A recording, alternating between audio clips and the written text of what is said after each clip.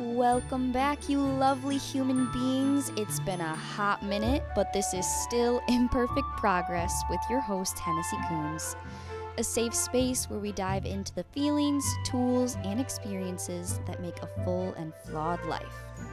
And today we're talking about new beginnings. This episode is a new beginning in and of itself because I went on a podcast hiatus for a while. But Hennessy, you were only 8 episodes deep. How could you already take a break? That's what I asked myself this spring over and over again. And the answer is that I took a break because I needed to. Many of you know that I've been a teacher for the last 5 years. Some of you know that being a teacher was always my dream. And the problem I found is that teaching requires copious amounts of energy, executive function skills, emotional regulation, after-hours work, and more. Teaching is a lifestyle and a commitment, a beautiful, impactful one. But I found it's just not for me. So in order to finish the year strong and establish more restorative habits in my personal life, I needed to take a step back from the mental load of making a weekly podcast. And you want to know what? I missed the podcasts, but it felt amazing to actually finish this school year. I have a history of not always finishing. And I wanted to quit so many times. I planned to quit. I even tried to quit like twice. But my colleagues and my support system encouraged me to stay and find my way through the challenge instead of a way out. And when I hugged my students goodbye and we all waved off the buses for the summer, I felt this bubble of liberation float up inside of me. Like I had walked through the complete lack of motivation and all the tears and the long hours and interrupted sleep, and somehow was still able to enjoy the silly jokes and the laughter and the mini victories and the love of my students. My students grew, I grew, and knowing that no one, not even me, can say I gave up makes me feel proud and a little bit weepy and strong all at the same time. But now I'm left with the question, what's next? This chapter's closing and I don't really know where I'm going now. I've wrestled with this idea of starting over. Was my short-lived teaching career a waste because I didn't wait to retire after 30 years of serving and shaping little minds? Will I ever find a sense of purpose as strong as what I found in teaching? How do you just jump into a new career? What other careers even exist? Like sometimes my mind can only filter through the basic jobs that show up in a community helpers book for first graders, like teacher, police officer, nurse, baker, vet. But like beyond that, what's even out there? Am I qualified? Am I good enough? Am I wasting my degree? Am I wasting my potential? Needless to say, this is a time of doubt and uncertainty. Such are transition periods. These transition periods are hard whether you choose them or not, or whether they're positive or not. Some transitions are out of our control, like growing up and changing, from elementary to middle school, or if a loved one passes away, or if you lose your job. And other changes are ones we choose, like deciding to get married, or moving to a new place, or switching careers. And however different and challenging these transitions are, they're also an inevitable part of life. We change as people and our circumstances change, so it's in our best interest to learn how to navigate these undetermined periods.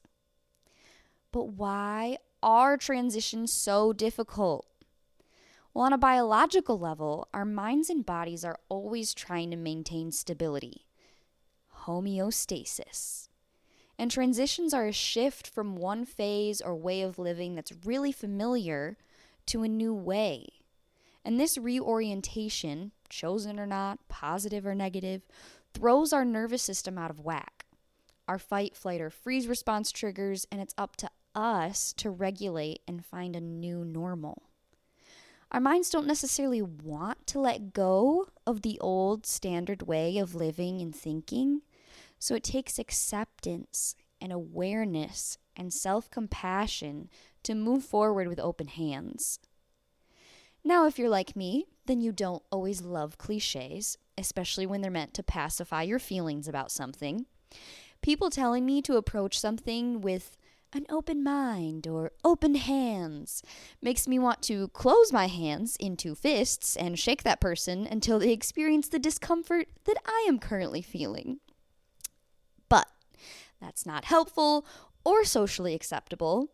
So instead, I count to 10, take a breath, smile, and trust that their intention came from love. But later, when I'm centered and able to reflect, I see that the concept of open hands might not be such a terrible thing. I've clung to my identity in teaching since I was 16. I wasn't even a teacher then, still a student. But I white-knuckled my way through graduation, college, and into my first few jobs with what firm identity I had created. And the problem with placing your identity in a job or a location or a person or a belief system is that those circumstances can all change. So, roughly 10 years later, I'm learning how to release my grip, wiggle my fingers a little bit, and it's terrifying. I notice that I feel scared because I don't know where I'm going. I don't know what I'm walking toward. My hands are open and reaching out, but to what? When we let go of one thing, we like to have the next one ready to go, ready to grab and hold on to for dear life. We don't like the big or little grieving that comes with walking away from familiar patterns. We like familiarity. We like certainty. We want to know what to expect and what's expected of us. We like to put people, even ourselves, into boxes so that we can make sense of them.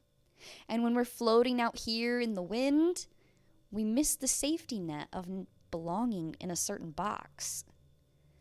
But while we're so caught up in worrying about where we'll land, we miss the freedom of flying, even though it kind of feels like falling. Transitions are a time of remaking. It's a chance to explore your dreams and desires. It's a time to walk down new paths or revisit ones we forgot we loved. And transitions give us the opportunity to discover more pieces of who we are and what we need to become who we want to be. So remember when you were a kid on a long car ride? Your parents probably named some random place that you were going to, but you had no idea what or where that really was. And you had no clue how long it would take to get there because your concept of time didn't exist. Every minute felt like an hour, and you kept asking, "Are we there yet?"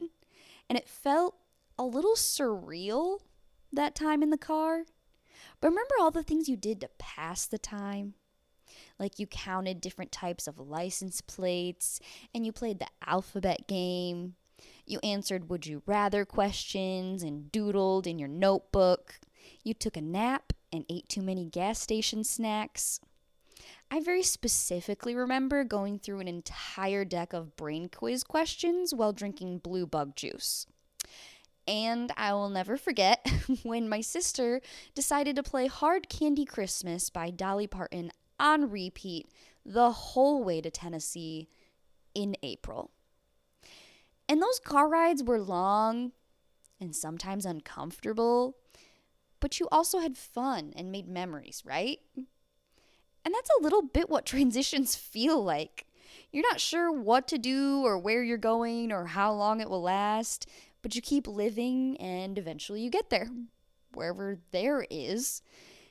And it doesn't mean that where I spent my time before was a waste. If something doesn't last forever, does that really mean it's a failure? I've struggled with that concept too. For 10 years, I thought that teaching would be my lifelong adventure. And after 5 years of actually doing it, I'm leaving. But my life is far from over. I'm learning, slowly but surely, that every piece of your journey has value.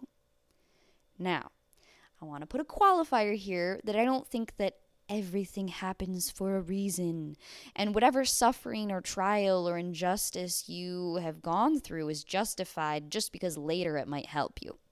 No, not that. What I do think is that we're always learning through what we go through, and what we go through shapes our next steps. For example, if I'd never pursued teaching, then I probably wouldn't have had so many mental breakdowns. Which means that I wouldn't have connected with people and resources that help me grow through my trigger points, and therefore I would have never started this podcast or felt compelled to explore even more ways to help people be well. So, even though teaching and all of my mental health issues and relationship problems have been a hot mess, and I wouldn't wish the darker days on anyone, I can see how they brought me to where I am. Your experience doesn't define you, but it does help shape you. The things we pursue and overcome leave their mark on us. We can't always control our experiences, but we can choose how to respond. During transitions, we can reflect on and redirect our journey, or we can default to survival mode, fight, flight, or freeze, and wait until life chooses a path for us. And as scary as the unknown is, I think that waiting around for something to happen to you while you stew in dysregulation and fluctuating stress hormones is scarier than taking a step towards what you like. I'd say a step toward what you want or need, but sometimes we don't even know that much. Sometimes you just know what you like, and you start there. Your new beginning can be a choice, and you can use all of your creator energy to make it something beautiful that you're excited about. And you know what? It might not go anything like you plan. But that baby step of self-trust and joy will lead you to whatever the next step is. Now, this isn't a message that has a neat ending, all wrapped up in a bow with a catchy mantra to take on your way. It's more of a question, a call to action, if you will. How will you live during periods of change and uncertainty? I'm still discovering my answer to this question. Since I never seem to do anything small or subtly, it makes sense that after deciding on a whole career change, I would also go spend summer on the other side of the country with only one person I know. Yes, I am a San Francisco girl now, and it's all quite new. I so far know that the fog is named Carl. I've learned that no one really knows what to wear when it's 50 or 60 degrees, but also sunny and unreasonably windy. I found out the hard way to always take my keys with me, even to do laundry in the garage, otherwise you will get locked out of your apartment and spend an exorbitant amount of money to get back in. I've learned that I love walking everywhere, even if somehow it literally is uphill both ways. And this move has completely disrupted my daily flow, even more than just transitioning from teacher during school year to summertime freebie. And even though my Instagram posts show this gorgeous scenery and happy moments, there are a lot of hard adjustments too. Like, I'm only 2 weeks in, so I've got a ways to go, but I'm still just settling into things. And part of settling in is trying out new rhythms and routines. I used to wake up every morning, walk my dog, get ready, make a cup of tea, and head off to school. Well, I don't have my dog with me, and I have no job to get up and get ready for, so mornings are a little Twilight Zone-y these days. I'm learning that I've defined my purpose and even value by my output for so long that I don't know what to do with myself when it's just me. Even on weekends when I wasn't teaching, I'd think about what I needed to do to get ready for the week, or, who I could go visit, or what I needed to write. But I don't really have any to-dos, or a job, or a plethora of people to visit or care for. So I'm just chilling.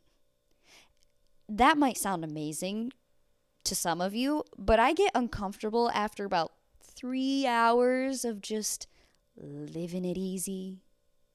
Instead of the anxiety of having a task, I step into anxiety of not having any tasks and how I see that impacting my sense of self-worth. Rest and self-compassion are much easier preached than practiced. Transition periods aren't usually as busy as our regular routines, so we have more time to be with our thoughts and feelings. And that can make us uncomfortable.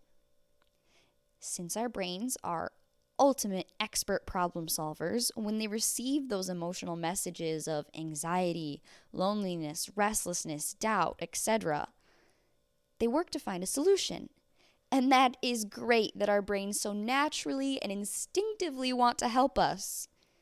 But if we let our minds run on autopilot without any self-examination, channeling, or training, then we often end up with maladaptive or unhelpful solutions.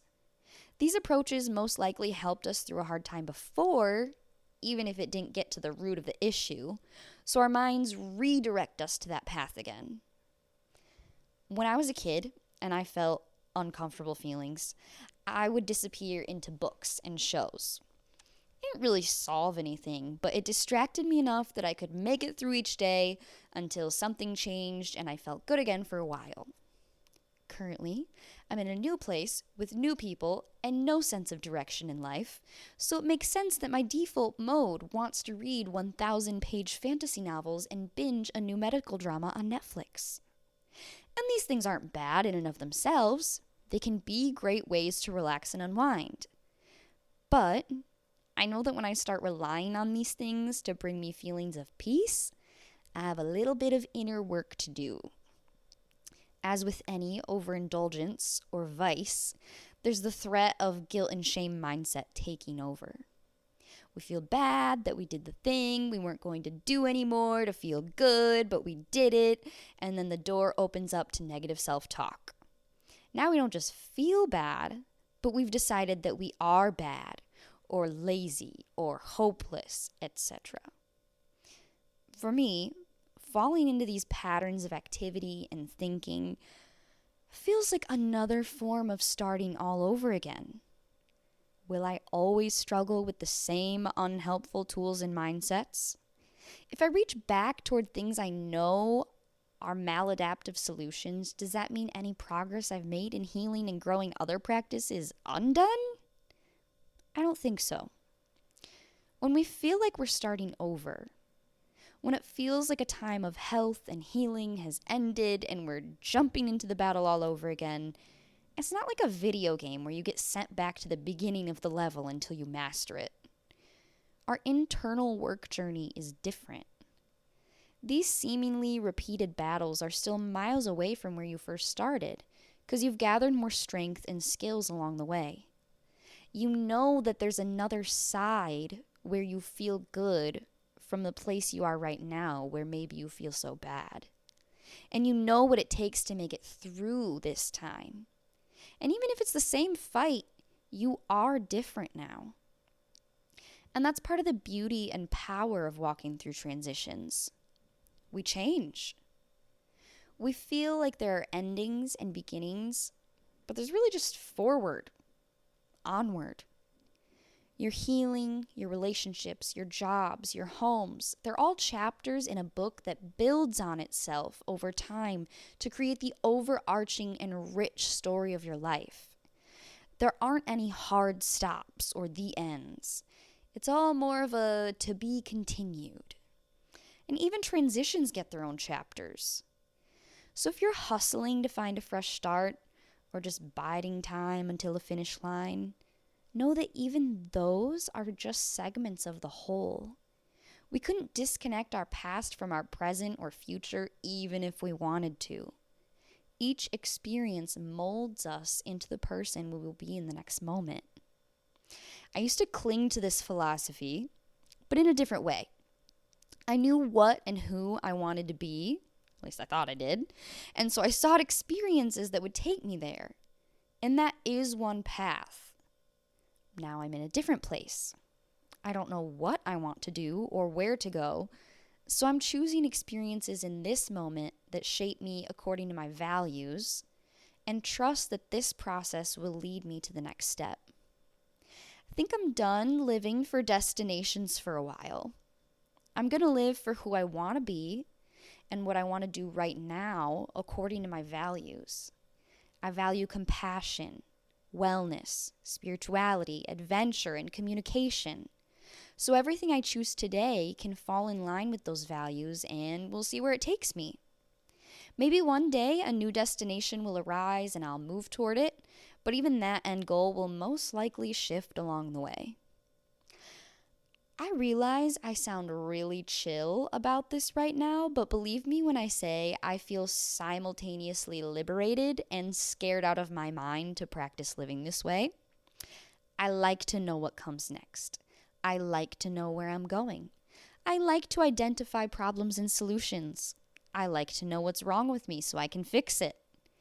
But I'm slowly realizing, and will probably continue to realize this repeatedly forever, usually the hard way, that not knowing is a part of being human.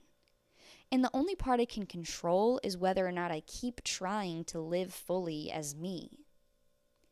Maybe I don't have the job title of teacher anymore, but I still value learning and sharing that learning with others. I don't live in the Midwest right now, but I still smile at people I walk by and say things like "ope" and "hold the door open too long." I didn't produce my podcast for a while, but I was still writing and creating. Your status, your title, your productivity, your output, your performance, your health, your location are not what make up your identity. You are you simply because you are. And who you are is an ever-developing person with unique interests, skills, experiences, challenges, triumphs, and connections, which makes you a beautiful human being. We're messy and dynamic. We weren't meant to be static. Nothing in this world is static. As the seasons shift and water cycles and planets orbit, so the pieces of us ebb and flow and change. Let transitions be a time to embrace and discover who you are with compassion and no other agenda than to live fully and out loud as yourself. The next steps will come. And talking about next steps, I really want to connect with more people and share your stories, tools, and strategies here on Imperfect Progress. If you're interested in having a chat or being a guest, or you know someone who might be, please reach out to me at imperfectprogress.pod@gmail.com. I'd love to meet you and expand our community. Remember that you are intelligent, you are strong, you are important, and you are so dearly loved. Keep baby stepping it, my people in progress.